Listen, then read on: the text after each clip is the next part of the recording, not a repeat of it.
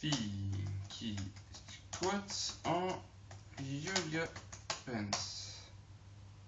Ah voilà. Salut les musclés, comment ça va? Moi ça va plutôt bien.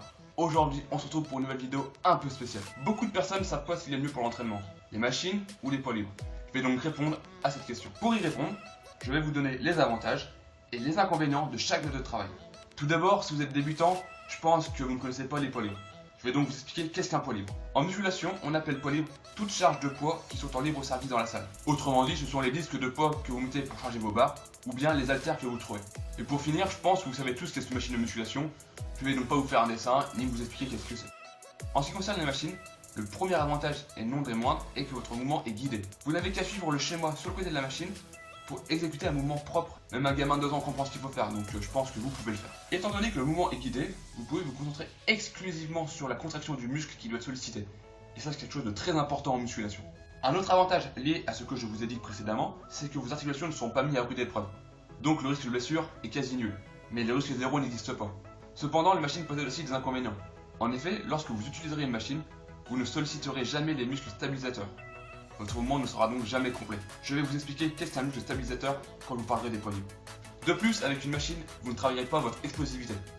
C'est dommage quand on fait la musculation. Maintenant, on passe au poids libre. Le premier avantage, c'est que votre mouvement sera plus complet car vous utiliserez les muscles stabilisateurs.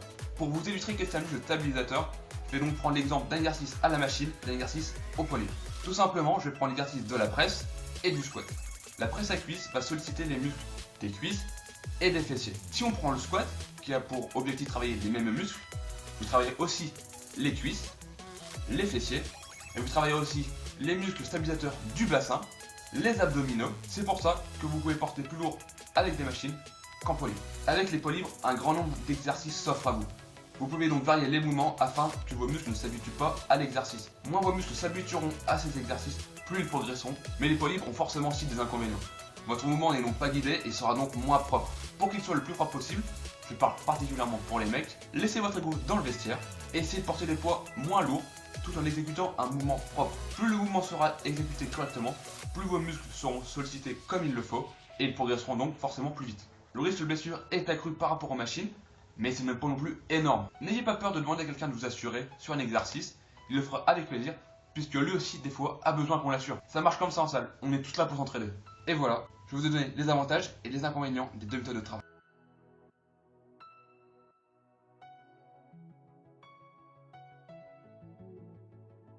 Personnellement, je combine les deux méthodes. Je commence ma séance avec les poids libres et j'aime bien terminer avec les machines ou les poulies. Avec les machines et les poulies, vous travaillerez en isolation. Ça vous permettra de bien tuer le muscle et les dernières fibres musculaires qui restent et surtout d'avoir une très bonne congestion.